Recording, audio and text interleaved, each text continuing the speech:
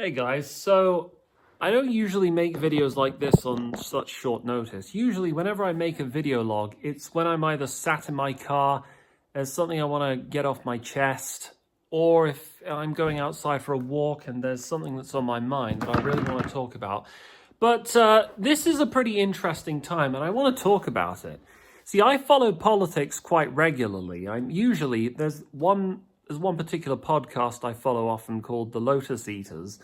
But every now and then I try and read the news I just sort of see what's in the headlines and try to keep up and make sense of it. In general, I would say I'm not that good when it comes to following up on what's going on in the news because I'm very slow to take in new information. And with the news, it's like there's so much going on all around the world. There's so many headlines, and you can scarcely keep track of what's going on because there's one thing happening here, one there, etc., etc. But I want to talk about what's been going on recently, the scandal with Keir Starmer and Lord Mandelson. And why this could possibly, I don't want to give out any false hope or any guarantees, but I believe this could be, if this isn't the end of Keir Starmer, it could be the beginning of the end for Keir Starmer. We may be seeing the end of Keir Starmer and possibly the Labour Party sooner than we think. So let's start from the beginning. Who is Lord Mandelson? Well, Lord Mandelson is a big shot within the Labour Party. In the very beginning, way back in 1997, when Tony Blair won his landslide majority under what was then called the New Labour government, there were four big names. There were four men who all bandied together to represent what would then later be known as New Labour. They were, of course, the big four. Tony Blair, you guys all know him, the evil, shady mastermind, the Emperor Palpatine, who's controlling the strings behind our democracy. So there was Tony Blair. Then there was future Prime Minister Gordon Brown, because Gordon Brown was, I'm not sure, I might need to double check this, but I think Gordon Brown at the time he was Chancellor for the Exchequer, I think. But Gordon Brown was he was a very close friend and confidant of Tony Blair, and he would later become Prime Minister for a brief period from, I think, 2007 to 2010, after Blair resigned. So there was Tony Blair and Gordon Brown, and then there was Alistair Campbell. Now, if you don't know Alistair Campbell, well, Alistair Campbell was Tony Blair's spin doctor and effectively his press agent. And he's one of the reasons why we got into war with Iraq, because he lied on an official report saying that Saddam Hussein could have weapons of mass destruction, and the time it would take for him to get his weapons ready would take much less time than it would in reality. But in any case, Alistair Campbell has blood on his hands. He's a close friend of Tony Blair. He's a key figure in the New Labour government. And he lied and got us into the Iraq war. And then who's the fourth figure? Well, of course, it's Peter Mandelson, formerly Lord Mandelson. But as I understand, he's now had his peerage stripped from him.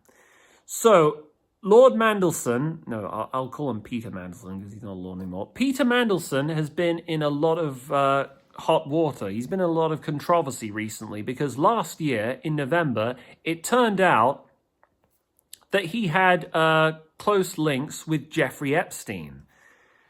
This was revealed in the scandal first broke in November of last year. But everyone's talking about it again because recently we saw the latest release of unredacted or partially redacted Epstein files, and Lord Mandelson's name appears quite a lot in the files. We learned that he's been involved in a lot of dodgy shit, including he's been sending emails back and forth to Jeffrey Epstein. We learned that he's been giving market-sensitive information to Epstein in preparation of the financial crash in 2008. So I think the British government, possibly the European Union, were about to bail out these companies. And yeah, that's right. Mandelson had been lobbying each respective government to bail out these companies, at Jeffrey Epstein's request, and Jeffrey Epstein and the contact, the wealthy clientele that he'd been representing, had been profiting. So essentially insider trading. So he's been involved in that. And then, of course, the very fact that he's close friends with Jeffrey Epstein. And there's literally, I remember seeing a picture of Mandelson in what appears to be a hotel room with a young girl in a t-shirt and his underwear. So we know that this Lord Mandelson, he was definitely, knowing what we now know about Epstein, we can safely say that Lord Mandelson, why do I keep saying that? Peter Mandelson was not exactly a man of great moral character. He's been f***ing underage kids. He's been f***ing young kids. And anyway, why has his name been plastered all over the news recently? And why has this been bad news for Starmer? Well, it recently turned out, I think up until recently, there was plausible deniability on Keir Starmer's part to say that Keir Starmer knew about Mandelson's proclivities. I think up until recently, it wasn't officially known on the record that Keir Starmer knew about Mandelson's dodgy past when he was recommended as being appointed the British ambassador for the United States. But only recently, we've just seen irrefutable proof, because we've seen Kemi Badenoch question him in the House of Commons. Did you guys know about, did Mandelson, when he was undergoing the vetting process, did they tell you that he was a close friend and confidant of Jeffrey Epstein? And we heard the truth from Keir Starmer. Yes. Did the official security vetting he received mention Mandelson's ongoing relationship with the paedophile Jeffrey Epstein? So clear. Prime Minister. Yes, it did.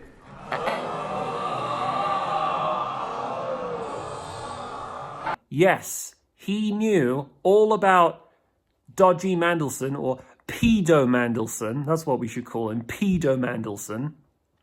And yet he chose to willfully appoint him as as British ambassador to the United States anyway. So this is very bad. Now, to understand how bad this is, you got to understand, right? Keir Starmer's been in a lot of scandals already, and yet he's blindly, stubbornly managed to just march on through every single one of them. There's so many. I don't even know if I'll be able to correctly recall all of them from memory, but let's see. Well, first of all, he broke lockdown rules during the lockdown. Yeah, what he was, you remember when Boris Johnson had to resign as Prime Minister because of Partygate, Keir Starmer was all talking a big game saying, you have no morality, you are partying during lockdown. For all those unfamiliar with this Prime Minister's career, this isn't some fixable glitch in the system. It's the whole point. It's what he does. It's who he is. He knows he's dishonest and incapable of changing. So he drags everybody else down with him. Well, it turned out that Keir Starmer himself broke lockdown rules. I think it was to visit what was it? There was a woman, a speech therapist, who came over to visit him, or he went over to visit her, and to help give him tuition in how to make better speeches. So yeah, that happened. Also, he had an anti-corruption minister, Tulip Siddiq, in his cabinet, who had to resign for corruption. Yeah, that also happened. Then also his Home Secretary, Angela Rayner, she had a second home and she underpaid stamp duty tax on it. So she had to resign for that. And, what else is there?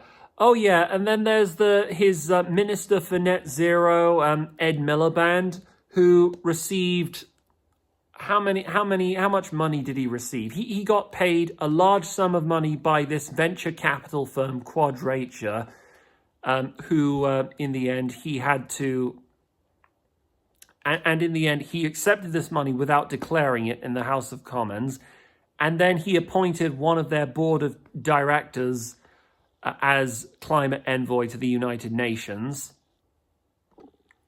Sorry about that. Yeah, my mum called me for a moment, so I had to pause the video.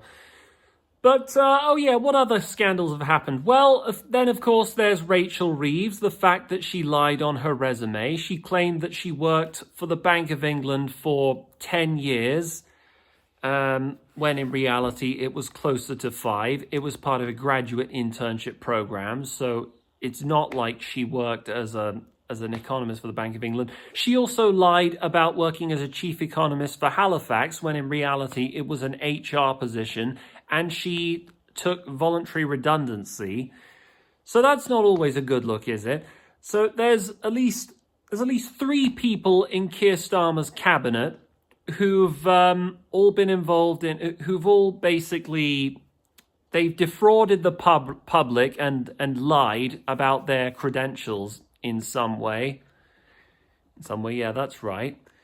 So obviously, Keir Starmer's no stranger to say, oh yeah, and I forgot to mention the fact that these gay Ukrainian Eastern European rent boys have kept setting fire to his house.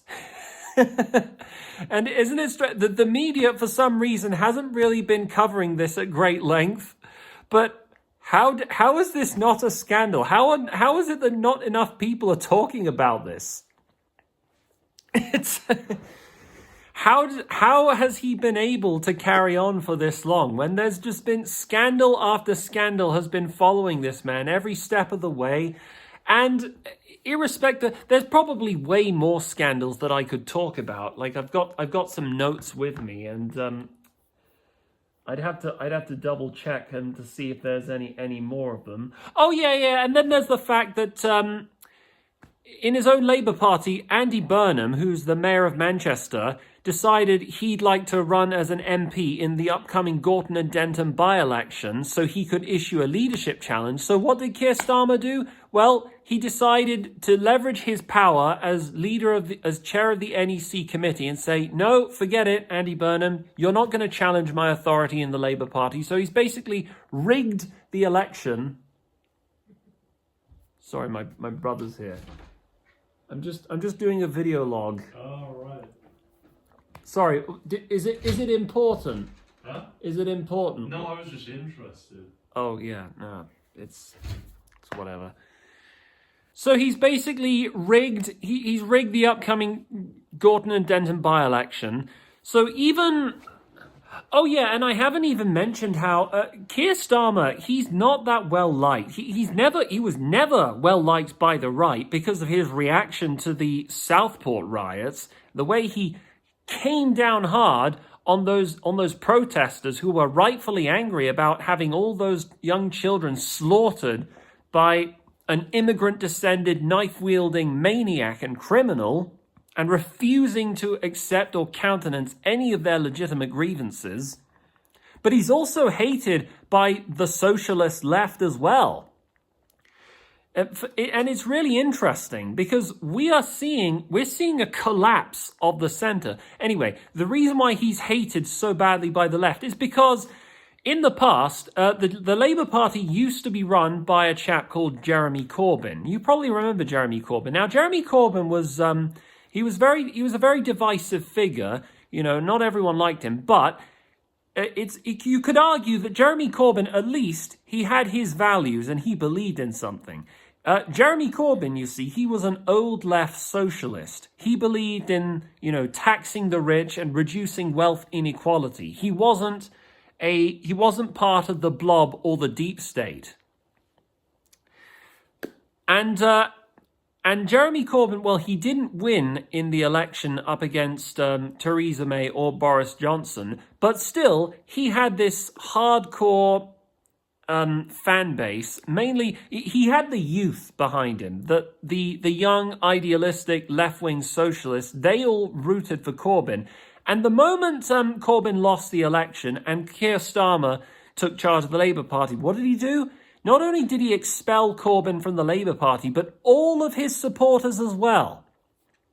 So he's effectively, this is why the left have also turned against him. And also, if you guys remember, last year, there were lots of talk of there being cuts to welfare spending. So Keir Starmer and Rachel Reeves were talking about how there's this £40 billion deficit, this £40 billion black hole in the NHS and the national budget. So Keir Starmer was talking about how he was going to have to cut down public spending. And a lot of Labour MP backbenchers were not happy about this because they are socialists, and socialists believe in more government spending. They are pro-welfare. They're pro-public spending. So the idea of cutting back on public spending, oh, that's not good. Basically, you're sounding like a Tory now. And Keir Starmer had to U-turn. He had to back down at the last second because otherwise his own MP backbenchers would have revolted against him there and then. So it's not just the scandals that have been plaguing him and getting him down, but the very fact that Keir Starmer, he is trying to hold together an increasingly untenable coalition because he represents the late 90s neoliberal centrist world order, the Blairite consensus. That's what Keir Starmer represents. He's trying to hold together the increasingly fractured Labour Party machine, which is made up of essentially the following elements. There's the socialists, the hard left socialists who believe in more taxation, more public spending, and more welfare, things like that. And if you do even the slightest reduction in public spending, you're basically a Tory and things like that. Those people are nuts, but they are, I would say, a large chunk of the Labour Party. Then there's the ethnic vote, the ethnic minorities, like the Pakistanis, the Indians, and people from a BAME, an ethnic minority background, basically, because it's been no secret that Labour has heavily pandered to ethnic minorities for quite some time. They've been, if you remember, when Tony Blair was Prime Minister, he was the one, he and his then cabinet conspired to make Britain into a truly multicultural Britain, to rub the right's nose in diversity, as we found out in that expose by Andrew Neither in the Daily Mail article. And it's been the Labour Party who's been pro-immigration and pro-multiculturalism and progressive politics, leftist progressive politics. I mean, arguably you could say that the Conservatives outflanked them on this front. But Labour have always, this has been part of their brand. They were, for the most part, they were pro-EU, pro-Remain. They were pro-mass immigration. And the problem here is that a lot of these ethnic minority or immigrant descended communities have grown to such a big enough size where they're starting to break away from the Labour plantation now. We're especially seeing this with the Pakistani Muslims. So another thing I didn't mention earlier is another reason why Keir Starmer is also hated by his own constituents is because of his stance on Israel. Because Keir Starmer is a Zionist. He's married to a Jewish woman and he's an outspoken Zionist.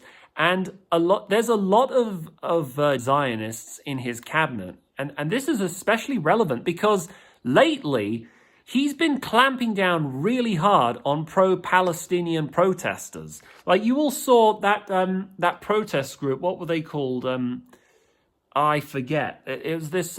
There was this activist group who broke into a military airbase, and what did they do? They sprayed graffiti or whatever on it, and he's been arresting people with pretty much the same kind of no holds barred authoritarian streak that he visited upon the right-wing protesters when they were protesting about Southport. So he's been clamping down, and to be honest, I don't have particularly strong views on Israel or Palestine either way. It's like, because, you know, I'm British, I'm a British nationalist, and we don't have a dog in this fight. But I think people should have a right to protest against Israeli government actions, especially when they commit horrific atrocities, which we've all seen them do since October 7th. But Keir Starmer, so if people want to protest in favor of Palestine and against Israel, you know, people should be allowed to do that. But Keir Starmer has been clamping down hard on these people. He's one of the reasons, I think, why he got rid of Corbyn and his merry men and his supporters is because they were anti-Zionists. So he's put himself, and anyway, this is significant because you remember the ethnic minority vote that I was telling you about earlier, those Pakistani Muslims whose vote the Labour Party have courted for decades now. Well, they're starting to break away from the Labour Party, and now they're sort of forming their own alternative. We saw this with Jeremy Corbyn and Zara Sultana. They created a sort of short-lived Labour alternative called Your Party. I think that's what they're called. Now, the discussion behind that is a whole different kettle of fish. You know, I don't even know if Jeremy Corbyn's fully committed to that.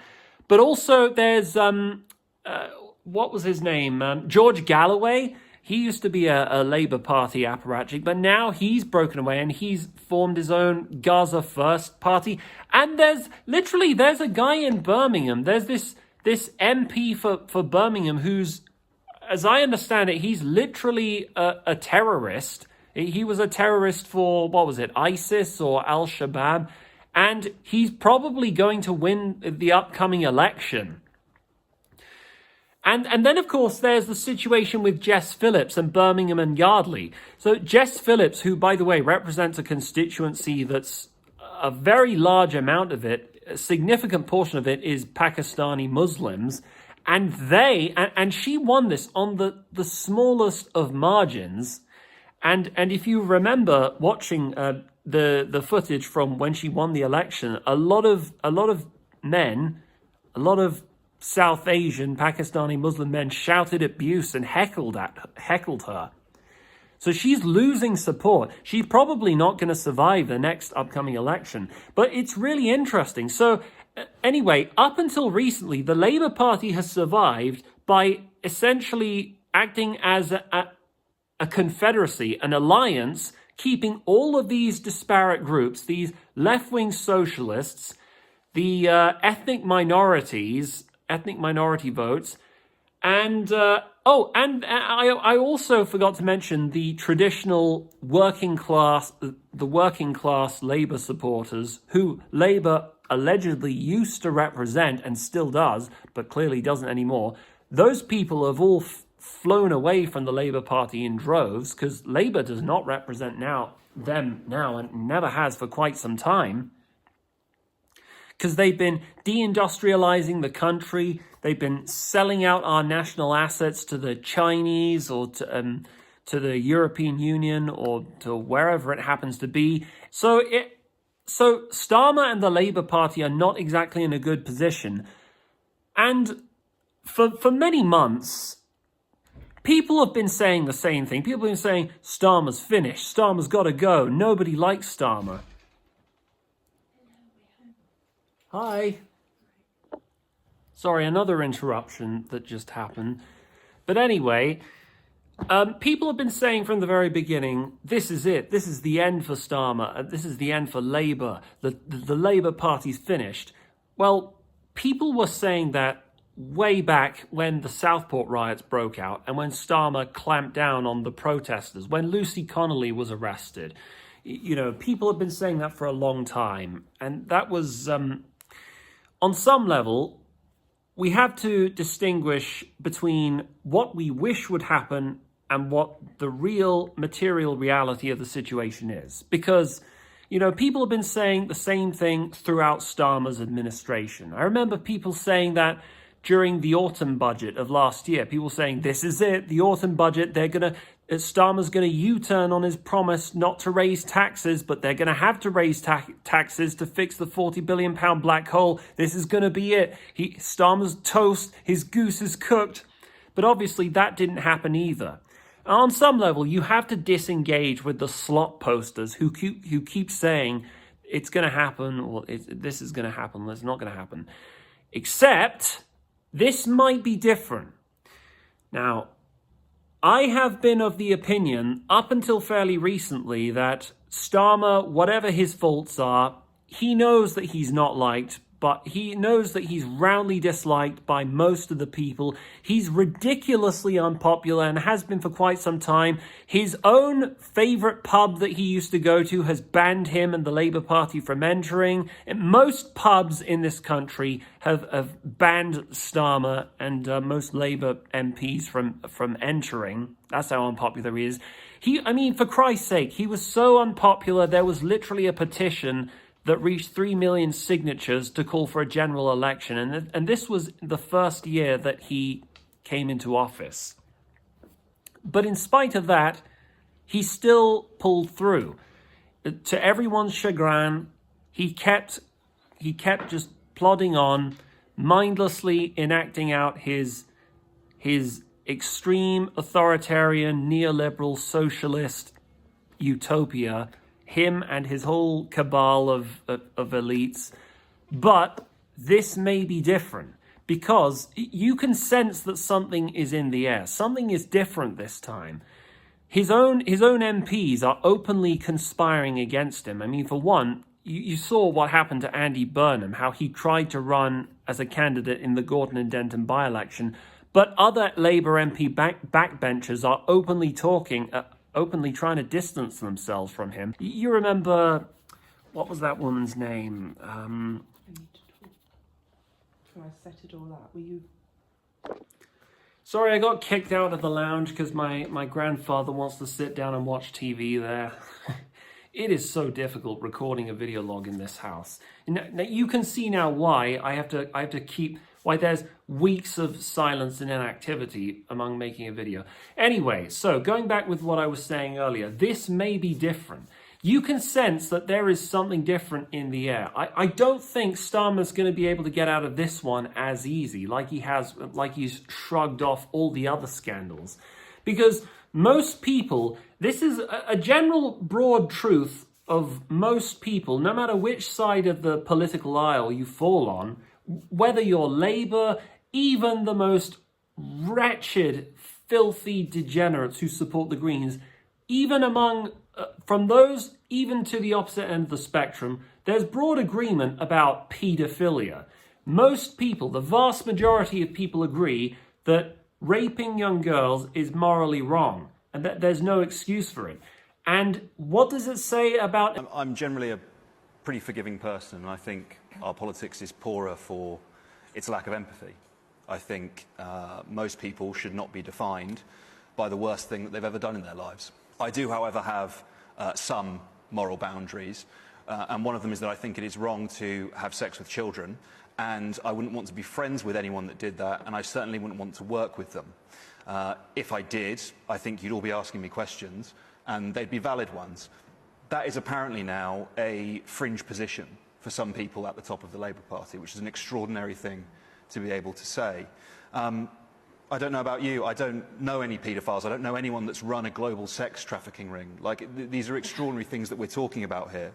And not only that, and not only did the people at the top of the Labour Party know about this, and that's because this information was available on Google, they don't need the security services to tell them it, and they didn't think that that was disqualifying. They thought, actually, this is our guy. This is our guy that we're going to elevate to the most prestigious diplomatic posting that we have. We're going to make him our man in Washington. And not only that, we're going to bring him back to London every so often to advise us on cabinet reshuffles. And actually, when we're choosing our candidates for the 2024 general election, we're going to let him input on that too, because we think he's a great judge of character. Come on.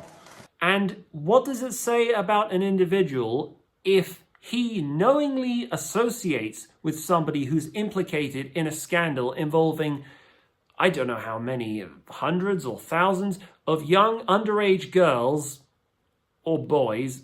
Truth be told, I haven't actually read the files myself, but I know that it's bad. And if you're associated with the kind of people who are involved in that kind of thing, that's not a good look for you or anyone who. It's radioactive. Like, it taints you by association, everything you believe in, and just all the people who surround you, your entire entourage, even they suffer as a result by being associated with you. And not just that, not only is it clear that Keir Starmer knew about pedo Mandelson, but he lied. He pretended that he didn't know what pedo Mandelson did, but we now have undeniable proof. We have a confession from Keir Starmer that he knew from the beginning, and yet he chose to appoint him to as British ambassador anyway. And you can see the fallout from this. It is not pretty. His own party. I remember seeing this report on the BBC from his own. Some of his own backbench MPs are saying that he's toast. Like, this is it for Keir Starmer. And if you see that kind of lack of confidence in Keir Starmer's own backbench MPs, and it's getting reported like this, and not just that, Andrew Marr himself. Even Andrew Marr is losing faith in Keir Starmer.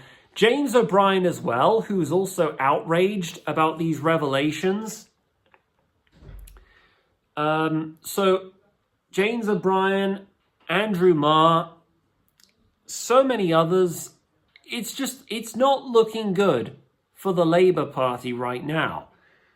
All of their constituent supporters are breaking away into different directions.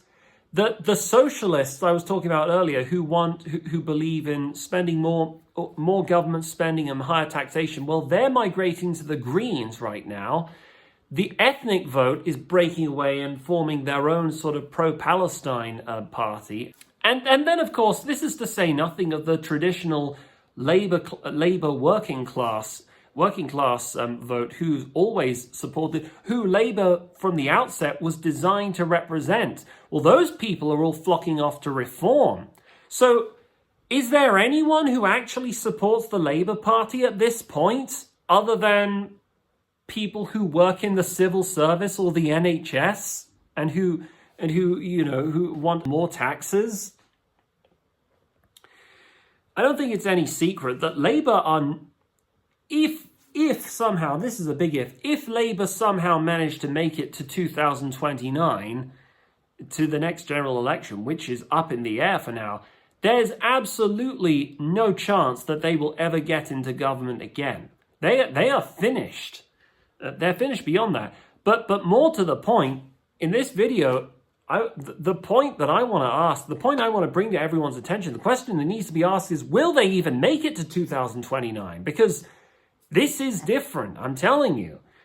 Even the most dyed-in-the-wool, Labour-loving socialists, the most insufferable middle-class socialists who've been vote Labour all their lives, who are probably working as NHS junior doctors or social workers, people who live in these meaningless jobs that are being paid government money, even those people are beginning to have second thoughts. So it's not a good look. Anyway, so that's why in the past I was skeptical. I was cynical and dismissive about all these naysayers, all these people who kept saying, yeah, no, Labour's finished. This is it. This is the end for Starmer. In the beginning, I was dismissive, and up until recently, I've maintained that Starmer will mindlessly soldier on through until 2029. And, even people like Lander, whose channel I follow a lot, and Carl Benjamin and the Lotus Eaters, who have been saying that this is it for Starmer. I think my opinion's beginning to change. I think we may well be witnessing the collapse of Starmer and all of his neoliberal entourage. The entire neoliberal project we might be watching it unravel in real time. Now, there's always a possibility that I could be wrong. There's a possibility that all the news, all the media, everyone on BBC News, LBC, and Twitter and all that, it's possible they could all be mistaken. It's possible that Starmer may be demented and tyrannical enough to keep plodding on through even though literally everyone hates him. That's also a possibility, but I don't know. I guess we'll see, won't we? So what do you guys think is going to happen to the Labour Party? Do you think Starmer will resign sometime this year? Let me know what your thoughts are in the comments. And anyway, yeah, this has been a sort of one-off political video I thought I'd get off my chest. Anyway, this has been Tracking. You guys take care.